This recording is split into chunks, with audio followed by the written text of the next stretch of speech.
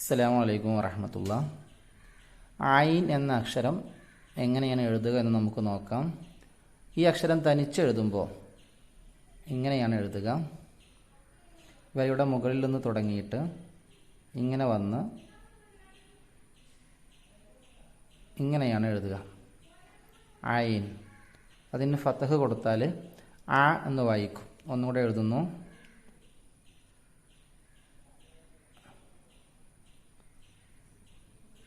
ആ. അതിൻ്റെ ഉച്ചാരണം പ്രത്യേകം ശ്രദ്ധിക്കണം. മറ്റൊരു കാര്യം, ഇവിടെ നിന്ന് ഇങ്ങനെ ഒരു വര വരച്ചാൽ ഈ രണ്ട് ഭാഗങ്ങൾ തുടങ്ങിയ ഭാഗത്തേക്കാൾ അല്പം പുറത്തേക്ക് തള്ളി നിൽക്കും. ഇനി ചേർത്ത് എഴുതുമ്പോൾ എങ്ങനെയാണ് ഐൻ എഴുതുക, അതേപോലെ തന്നെ മധ്യഭാഗത്ത് വരുമ്പോൾ അവസാന ഭാഗത്ത് വരുമ്പോൾ മൂന്നും വ്യത്യസ്ത രൂപങ്ങളാണ്. ഇവിടെ നോക്കൂ.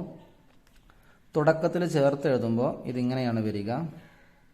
ഹംസ എഴുതുന്ന പോലെ ഈ ഭാഗം അല്പം അങ്ങോട്ട് മുന്നോട്ട് വരണം. ഇങ്ങനെയാണ് ഐൻ എഴുതുക. മധ്യഭാഗത്ത് വരുമ്പോൾ പ്രത്യേകം ശ്രദ്ധിക്കണം.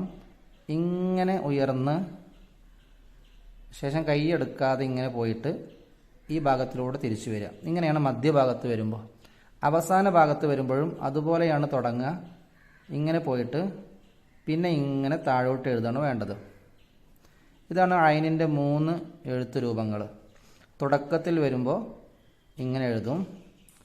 മധ്യഭാഗത്ത് വരുമ്പോൾ രണ്ടക്ഷരത്തോട് കൂട്ടി എഴുതുമ്പോൾ ഇങ്ങനെ ഉയർന്നു വന്നിട്ട്, ഇതാണ് കുട്ടികൾക്ക് പലപ്പോഴും തെറ്റിപ്പോകുന്നത്. ഈ വരയിലൂടെ തന്നെ ഇങ്ങോട്ട് വന്ന് ഇവിടെ നിന്ന് ഇങ്ങനെ അവസാനം എഴുതുന്നത് ഒരു ഐന് അവസാനം വരികയാണെങ്കിൽ ഇങ്ങനെയും